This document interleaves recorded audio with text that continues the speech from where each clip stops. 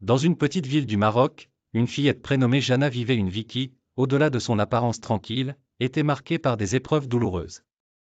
Âgée de seulement 11 ans en 2020, Jana a été au centre d'une affaire qui a indigné la nation entière.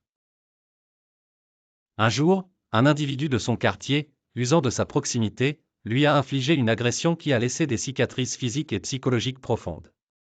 L'histoire de Jana, relayée par les réseaux sociaux, a suscité une vague d'indignation. Le peuple marocain, révolté par cette tragédie, a organisé des manifestations massives pour exiger justice et la mise en place de mesures de protection renforcées pour les enfants vulnérables. Les militants ont inondé les plateformes numériques d'appels à sensibilisation, fixant comme objectif d'accroître la rigueur des sanctions envers les agresseurs. Cette affaire a non seulement secoué la société marocaine, mais elle a aussi ouvert un débat national sur la nécessité d'une réforme législative axée sur la sécurité des enfants.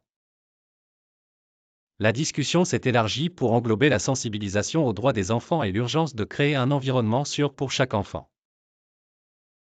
Jana, bien que jeune et marquée par la douleur, est devenue un symbole d'espoir et de résilience.